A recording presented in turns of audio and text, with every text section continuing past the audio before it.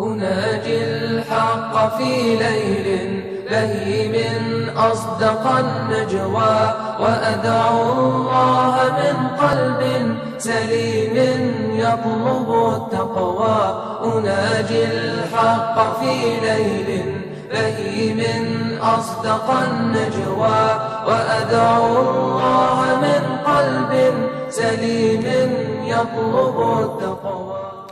Assalamu alaikum wa rahmatullahi wa barakatuh. Ahlan wa sahlan wa marhaban bikum. And welcome to another edition of Perspective. My name is Faizel Patel.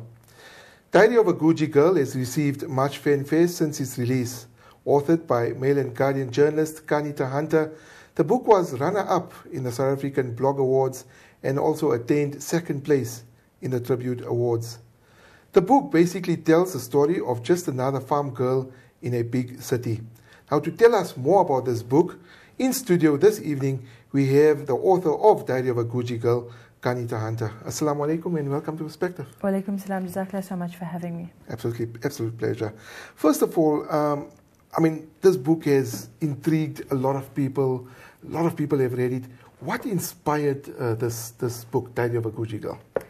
Well, it's very ironic when I tell people that there was not, a sort of an inspiration behind the book. It first started off as something, funny, tongue-in-cheek. Yes. It started off as a blog where there was no formalized structure or even an end to the story. Yes. It was just something that we went on as each day went, and then it sort of gained traction. And after that, I said, this is a great platform for me to write about serious issues, obviously in a funny, tongue-in-cheek way, but at the same time to raise valid concerns and let's spark a dialogue within community. When I saw, more and more girls and people from across society reading the blog and developing from there, I just thought that this was ample opportunity now to actually let's look at issues more seriously. Let's have a real dialogue about nuances, cultural nuances that are in our society, and I think that's what kept me going. All right. Obviously, during the time of writing of the book and the blog, you were a full-time journalist at the New Age. Being a journalist and writing a book at the same time can be extremely time-consuming. A lot of pressures, deadlines, need to file stories. How did you manage your time constructively to ensure that the blog gets written, the book gets written, including doing your work as a journalist? It was absolutely tough. I won't lie, Faizel. It was a difficult balancing act in that we had to. I had to make sure that obviously we were covering elections last year, making sure that the blog was, sustained at the same time. Now, what's on the blog and what actually came out into this book was a mashup of the blog and other sort of writings. And obviously you have to edit a lot and you have to change things a lot when you're actually writing a book and making it into a novel. And so it was definitely a very, very difficult balancing act to say, okay, this is the amount of time that I've allocated for it. Obviously, the book was published much later than we initially anticipated. Yes. But the thing was, I think there was so much of blessing in that it gave us time and space to actually work longer on the book, to develop the characters, to develop the plot. Yes, and I think that was really, really, really important to just pace myself out so that I was able to do a bit of everything.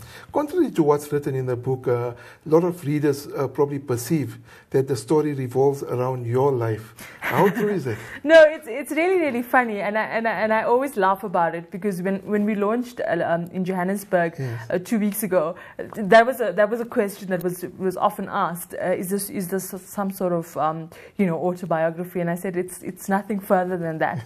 It's sort of, for me, it's my observations. It's my observations as a, growing up in a society where the subculture of Gujarati people, South African Gujarati people exist. It's something that I've observed. And for me, it ought to be a microcosm. It ought to be something that's, a bigger picture to what's really out there in society. Yes. And so it's not really a story of my life. I didn't actually go to UJ, and no, but I think it's really just a culmination, or putting together all my observations, all my interactions with people, and that's basically how I developed the character, how I developed the storyline.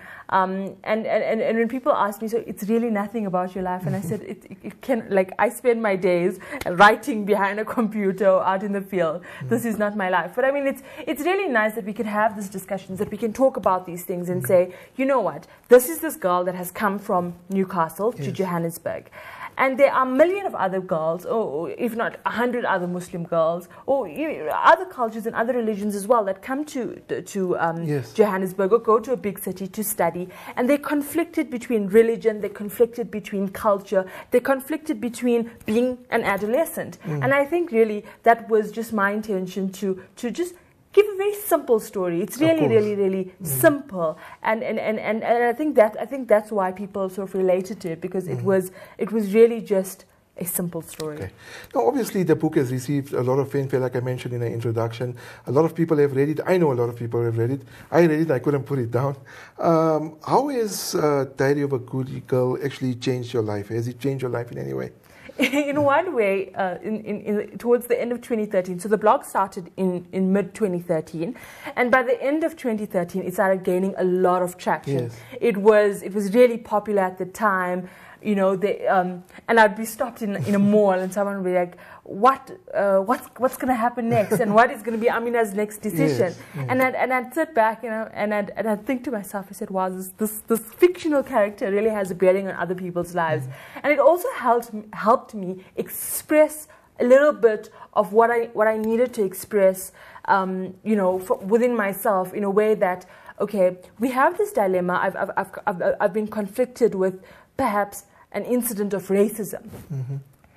And I want to talk about it, and I want to express myself. And so I use this platform to actually bring up serious discussions. Yes. And in a way, okay, the situation was she was racist, or she made a racist remark. And I thought it was important for us to now, let's talk about it. Let's talk about it, let's discuss it. What is the place of racism in our community?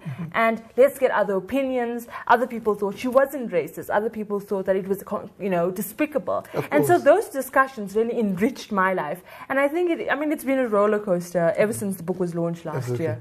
Okay, I know this begs a question, but do you see maybe shades of your life in Amina and Amina's life in yours in any way? It's a difficult one to say. I don't think shades of Amina, but I think there's some of my own personal values seep through the storyline. Some values and norms that are sort of revered to me, sort of seeps through into the culture and into the building up of the story. But I don't think that it's sort of an alter ego or anything of that nature. But I think it's really just some of what I hold close to my heart that sort of transcended into the storyline. But as I wrote, I also started questioning my own norms, my own values, and try to understand where do I fit in all of this? Of course, and and writing by itself is a great journey for self-discovery, and I think this book really helped that. Okay. During your writing of the book, did you get any support possibly from your mother, or your parents, or your siblings, or anybody? It was really, really phenomenal once we started writing the book, because it was now the blog had gained so much of traction at the time. Amina became a constant feature in my life. I couldn't separate myself from the protagonist of Diary of a Good Girl, and then it just became onwards that people would be like, how far are you? And I procrastinated a lot. It was like I said, it was a very difficult balancing act. But I had great support from my family, but especially the readers. It was so lovely to have ordinary people coming up to me and saying, oh, so how far are you? What have you done? And it really sort of united people from different elements of society. And I think that for me that was the most important part, is that it wasn't just a little subculture that stuck together. This book, by focusing on a subculture, this South African, Gujarati, kind of privileged Of course. subculture, it sort of brought in input from other sub-denominations in this country, and where we'd have a discussion, oh, this is not how we do it, but this is how we do it, but we should be okay with each other nonetheless. And so basically that was the personal impact it had on my life. Absolutely. Now in the book, the name of the main character is Amina, like we discussed earlier. She shares her experiences, gives us a glimpse into Muslim society in Johannesburg. Do you think that this is typical Muslim culture, possibly reflects negatively on Muslims? So this is an interesting question, because I was asked this before by a concerned reader, and she says, are you giving us a bad name? And I said, my intention was not to be derogatory in the least. It was really not about showing this bad community and the bad antics of a little girl. Yes. For me, it was trying to be as punchy and as honest as possible. And really to just have a simple story. And we all have stories to tell. And this, for me, what is the most important lesson, is that it shows a little bit of a subculture in society. Okay, just hold that thought. We're going to have to go for a break. This evening, we're speaking to Qaannita Hunter. She's the author of Diary of a Guji Girl. It's absolutely brilliant reading. You should read it, and we will continue just after this break on that particular point. Stay tuned to Perspective. أصدق النجوى وأدعو الله من قلب سليم يطلب التقوى إلهي صرت في ظرف عصيب فاكشف البلوى فيا ربي. Welcome back to Perspective. This evening we're speaking to Qaannita Hunter. She's the author of Diary of a Guji Girl. Remember, you can interact with me by sending me a mail on Faizel@itvnetworks.tv, or you can even drop me a tweet on @Faizi143, alternatively, or comment on facebook.com/Faizel Patel. Now, Qaannita, before the break, we were speaking about Amina. She's a central character in your book. The question that we posed before the break was that she gives us a glimpse into Muslim society. Do you think that this is typical of Muslim culture, possibly reflects negatively on Muslims? You were saying that a reader commented on that particular one. But any negative sentiment that you have received, besides this one particular reader that said that, are you an expert on actually saying whether this is typical Muslim culture or not?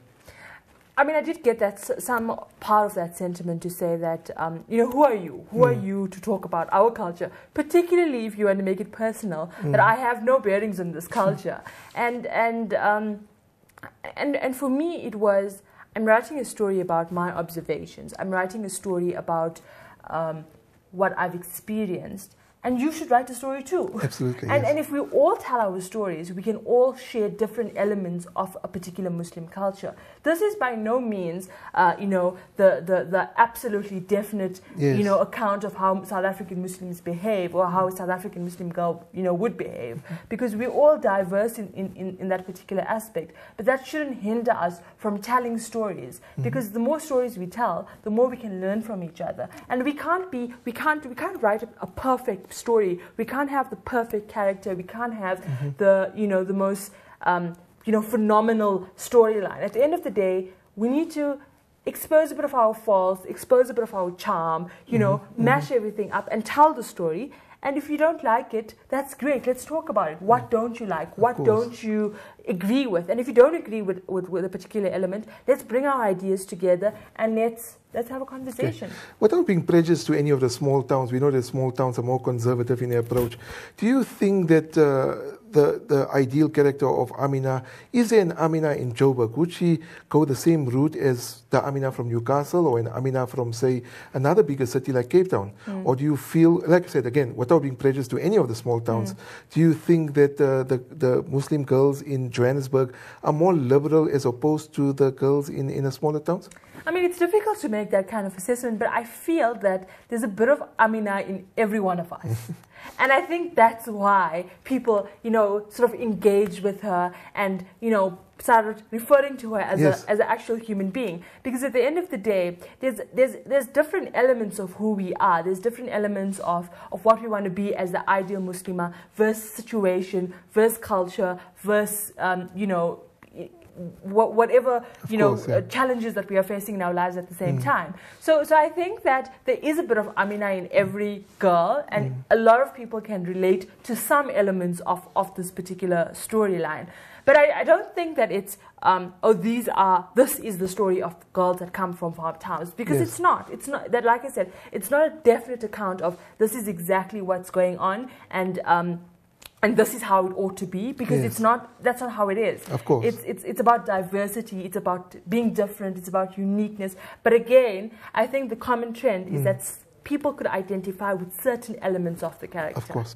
Now, in the book, obviously, I also picked up that the theme of marriage also becomes centralized, with Amina obsessing to get married. And I want to expound on this particular point, that in her idea, the perfect marriage is the good-looking guy with a GQ clothes and a home in Houghton with 2 kids. While everyone wants to get married and everybody's aspirations might be to get married, but to be obsessed about it is pushing the boundaries to a certain extent, don't you think? I think that's the thing about fiction. You can go over the top, and nobody can fault you on that. Of course. You can make your character obsessive about a particular element. I mean, in this case, I made it about her Houghton dream. She wanted to have the perfect, huge house in central suburb in central Johannesburg, with a perfectly manicured garden, the perfect home. Her lovely kids, the good-looking husband, picture perfect. That was her aspiration, but that's not everyone's aspiration. Of course. But it was for me. It was it's okay to just exaggerate things a bit, to make things a bit exciting and intriguing for some people, and it was in no way being looking down at anyone who would have that particular ambition, because you can have any ambition. That basically is my message at the end of the day. You can choose however you want to live, and nobody can stop you. And if your dream is to be a perfect housewife living in an affluent society, nobody can fault you in that. But if your dream is to climb Kilimanjaro, then so be it. And I think that's really what's that about. But it really opened up the discussion, on a frank discussion on the whole element of marriage versus love in the Muslim community. And it's really uncomfortable. It's not a conversation we generally have. Of course. It's very jarring. We're not used to having this discussion. But I think it's important that we talk about these things. No, absolutely. Now, there are many words in the book that may be deemed derogatory. I'm not going to use them on air, which refers to certain ethnic groups. That is normally, the terms that we as children or in our families have probably referred to certain different creeds of society without meaning any prejudice against them. It's just that the way we refer to it.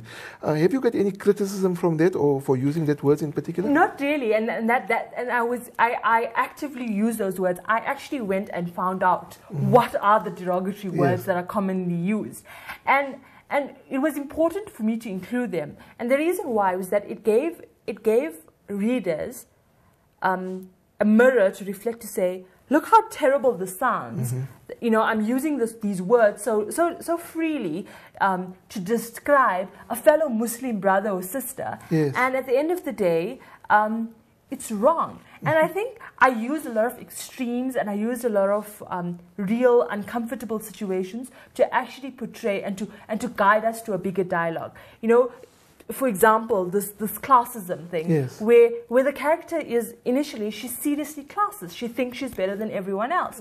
And it wasn't to endorse that type of behavior, but it was more like, do you agree with that? Or do you disagree with that? How do we find the middle ground? How would you want to raise your kids, or how do you want to be as a human being to not be like that? Yes. Now, obviously, just to expound on that particular point as well, do you think that certain aspects of the book is prevalent towards our current society at the moment? I mean, there are people possibly out there, without naming or taking anybody, but there are people that are obsessed with being affluent, not for the sake of maybe falling in love, but going out there specifically with the intention of achieving a lifestyle as what they aspire to.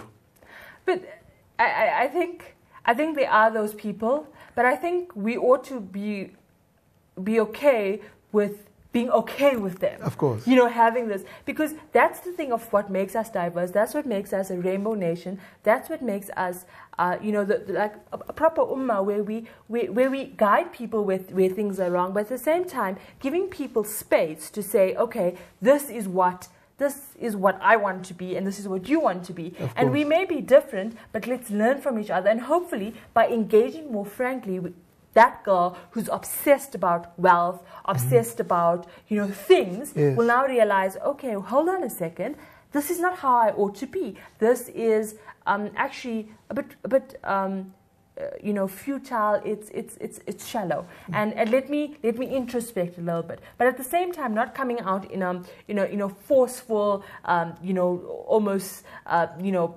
strong way. But it's more like let's learn from each other in a subtle way. Yeah. Okay. If there's one lesson that viewers or readers can take out from this particular book, one lesson, what would it be? That's a difficult one. One lesson would be samosas are hard to make. No, I'm joking. But I think the most important lesson is, at the end of the day, and I hope that readers got this towards the end of the book, to say that nothing is important other than being happy and content within yourself, and true contentment will only come once you've prioritized and you've identified what your priorities ought to be. And I think the protagonist, Amina, eventually goes on that self-discovery journey to realize that everything else is not important. People come and people go, money comes and money goes. But at the end of the day, you need to be content with who you are, and you need to prioritize what's important to you. If family is important for you, if deen is important for you, that is what really counts, and that's what really needs to be your go-to factor as you wake up every morning. Absolutely. Obviously, I mean, the book has been quite a success. Where to from here? Are we going to see a sequel?